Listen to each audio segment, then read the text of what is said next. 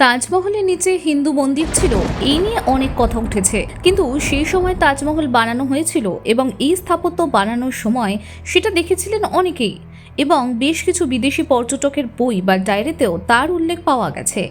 আজ জানবো কারা প্রত্যক্ষদর্শী ছিলেন পৃথিবীর সপ্তম আশ্চর্যের তৈরির সময়।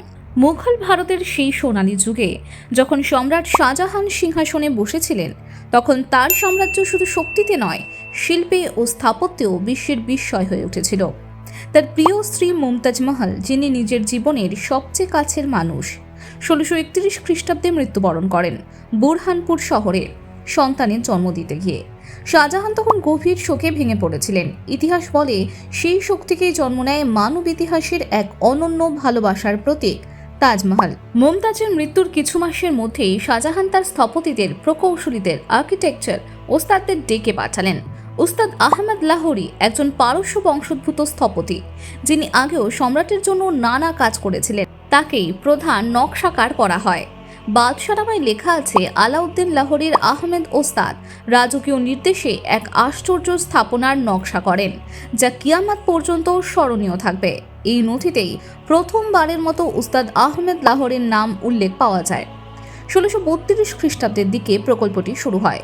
শাহজাহান দিল্লি ও আগ্রার রাজকোষ খুলে দেন, মানে রাজকীয় ফরমান জারি হয়, যাতে লেখা থাকে যতদিন না মুমতাজ মহলের রওজা পূর্ণ হয়, অর্থাৎ কাজ সম্পূর্ণ হয়, ততদিন রাজকোষ থেকে সমস্ত প্রয়োজনীয় অর্থ উপকরণ সরবরাহ করা হবে। এই ফরমান আজও আর্কাইভে সংরক্ষিত আছে এবং ইতিহাসবিদরা একে তাজমহল নির্মাণের সরকারি সূচনার দলিল বলে মনে করেন। তখন শুরু হয় এক বিশাল কর্মযজ্ঞ। রাজপথ ধরে চলে অজস্র উট, হাতি, বলদ গাড়ি, সবই বোঝাই মার্বেল পাথর, রত্ন পাথর, লাল বেলে পাথর, কাঠ, তামা আর লোহা নিয়ে। রাজস্থানের মারকানা পাহাড় থেকে আসছে সাদা মার্বেল, সেন্ট্রাল এশিয়া থেকে ফিরোজা আর লাজফর্ট, শ্রীলঙ্কা থেকে মুক্ত আর পাঞ্জাব থেকে লাল পাথর। সম্রাটের ফরমান মতো প্রতিটি প্রদেশের দায়িত্ব ছিল কিছু না কিছু সরবরাহ করার। ইতিহাসবিদরা বলেন প্রায় 20,000 শ্রমিক, কারিগর, চিত্রশিল্পী, ক্যালিগ্রাফার, পাথর কাটা, ধাতুকর্মী ও প্রকৌশলী, আর্কিটেকচার একসাথে কাজ করেছিলেন। কেউ ছিলেন পারস্য থেকে, কেউ বুখরা থেকে, কেউ কাশ্মীর, কেউ রাজস্থান, কেউ বা দিল্লির। তাদের তত্ত্বাবধানে তৈরি হচ্ছিল এক সাদা স্বপ্নের সমাধি, যেটা দেখতে যেন পৃথিবীর কোনো জগতে নয়, একেবারে আকাশের নিচে স্থির কোনো কবিতা। ইংরেজ পর্যটক পিটার ম্যান্ডি, যিনি তখন আগ্রায় ছিলেন, তার ভ্রমণ কথায় লিখেছিলেন,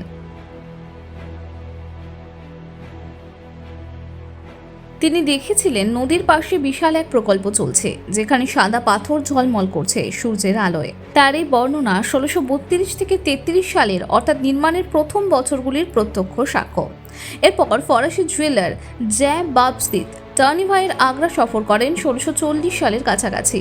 তিনি দেখেছিলেন তাজমহল প্রায় সমাপ্তির পথে। তিনি লিখেছিলেন, এই ভাবনাটি এতটাই অপূর্ব যে মানুষ বিশ্বাস করতে পারে না মানুষের হাতেই এটি নির্মিত।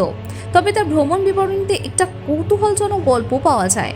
তিনি শুনেছিলেন যে শাহজাহান চেয়েছিলেন ইয়মুনার ওপারে এক কালো পাথরের রাজমহল বানাতে, নিজের সমাধি হিসেবে। মানে একদিকে সাদা তাজমহল আর যমুনার ওই দিকে কালো পাথরের তাজমহল থাকবে। ইতিহাসবিদরা জানেন এটা নিছক একটা স্থানীয় কল্পকাহিনী, কারণ বাদশাহনামা বা কোনো রাজকীয় নথিতে তার প্রমাণ নেই।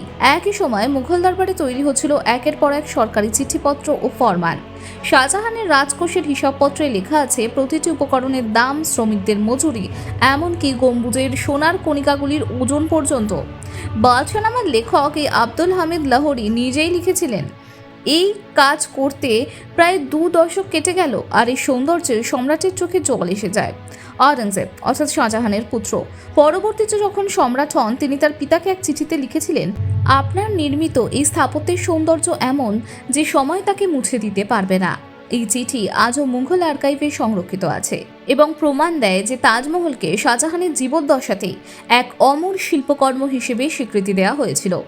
ইতালীয় অভিযাত্রী নিকোলাও মান্নুচি 1653 সালের দিকে ভারতে আসেন। তখন তাজমহলের নির্মাণ প্রায় শেষ। তিনি আগ্রা সফর করে লিখেছিলেন যে সমাধি আমি দেখেছি তা যেন চাঁদের আলোয় ভাসমান মেঘের মতো। এমন এক স্থাপনা আমি রোমেও দেখেছি। মান্নুচি মুঘল দরবারে বহু বছর কাটান এবং পরে তার সটোরিয়া ডো মোগল গ্রন্থে শাহজাহানের রাজসভা, স্থাপত্য এবং তাজমহলের বর্ণনা দেন।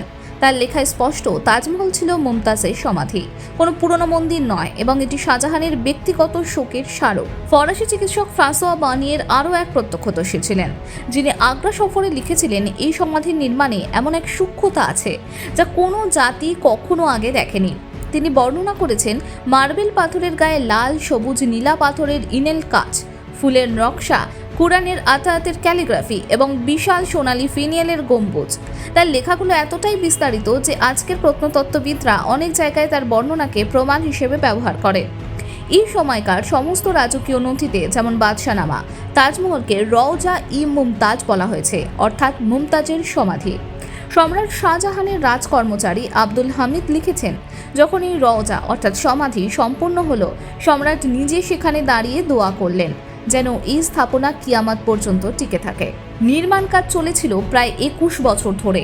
1653 সালে সমাপ্তির পর শাহজাহান আদেশ দেন যেন প্রতিটি কারিগরকে সোনার মুদ্রা দিয়ে পুরস্কৃত করা হয়। কোনো দলিলে কোথাও নেই যে কারোর হাত কাটা হয়েছিল, বরং প্রমাণ আছে তারা রাজকোষ থেকে বিশেষ ভাতা পেয়েছিলেন। এই নির্মাণের জন্য প্রায় 32 লক্ষ টাকারও বেশি ব্যয় হয়েছিল, যা সেই যুগে একেবারে অকল্পনীয়। তাজমহল যখন শুধু একটা সমাধি নয়, বরং শাহজাহানের ভালোবাসা আর ক্ষমতার প্রতীক হয়ে উঠেছিল। এই 4টি মিনার, নদীর ধারে সাদা গম্বুজ, চারবাগের প্রতীকী বেহেশতি নকশা, সব মিলিয়ে এটি যেন পার্থিব স্বর্গেরই একটা প্রতিচ্ছবি। এখন আসা যাক সেই বিতর্কের অংশে, যা আজকাল প্রায় আলোচনায় আসে। কেউ কেউ বলেন তাজমহল নাকি একটা হিন্দু মন্দির ছিল আগে, যার নাম ছিল তেজ মহালয়া বা শিব মন্দির। এই ধারণা সবচেয়ে বেশি প্রচার করেছিলেন PN ওক নামের একজন লেখক 1980 থেকে 90-এর দশকে। তিনি দাবি করেন তাজমহল আসলে একটা পুরনো রাজপ্রাসাদ ছিল, যা মুঘলরা পরিবর্তন করেছে। কিন্তু ইতিহাসবিদরা যেমন অস্ট্রিয়ার এব্বা কক, মার্কিন গবেষক ওয়েন বেগলি বা ভারতীয় প্রত্নতত্ত্ব অধিদপ্তর তাদের বিশ্লেষণ করে দেখান এই দাবির কোনো সমসাময়িক প্রমাণ নেই। না কোনো পুরনো লিপি, না কোনো ফরমান, না কোনো বিদেশি ভ্রমণকারীর লেখায় এই তত্ত্বের সমর্থন পাওয়া যায়। তাজমহলের প্রতিটি ইঞ্চিতে পাওয়া যায় মুঘল ক্যালিগ্রাফি, কুরআনের আয়াত, আরবি ফরাসি অলঙ্করণ, যেগুলো স্পষ্টতই ইসলামী সমাধি স্থাপত্যের নিদর্শন। যেসব কক্ষে মূর্তি থাকার দাবি করা হয় সেগুলি আসলে সেবা কক্ষ, রক্ষণাবেক্ষণের ঘর বা মজুদ জায়গা ছিল। ইতিহাসবিদরা বলেন এই শিব মন্দিরের ধারণা পরে জনমনে জন্ম নেয়া এক লোককথা, যার কোনো প্রাচীন লিখিত সাক্ষ্য নেই। এভাবেই সম্রাট শাহজাহানের ভালোবাসা, তার স্থপতিদের প্রতিভা আর হাজারো নাম না জানা শ্রমিকের হাত মিলেই গড়ে উঠেছিল তাজমহল। যে সময় ইউরোপের শিল্পের নবজাগরণ শেষ পর্যায়ে, সেই সময় ভারতে জন্ম নেয় এক এমন শিল্প যার সৌন্দর্য আজও আলো ফেলে পৃথিবীর বুকে। তাজমহল শুধু একটি সমাধি নয়, এটি এক ইতিহাসের স্থির কবিতা, যেখানে মুমতাজের নামের সঙ্গে লেখা আছে মানুষের হাতের অনন্ত শিল্পের চিহ্ন। আর যখনই চাঁদের আলো তার সাদা গম্বুজে পড়ে, মনে হয় যেন শাহজাহানের সেই অমর শোক এখনও নদীর ধারে নীরবে ঝলমল করছে। ভিডিওটি ভালো লাগলে লাইক, শেয়ার, কমেন্ট করতে ভুলবেন না, আর সাবস্ক্রাইব করুন আমাদের চ্যানেল তথ্যের সম্ভার।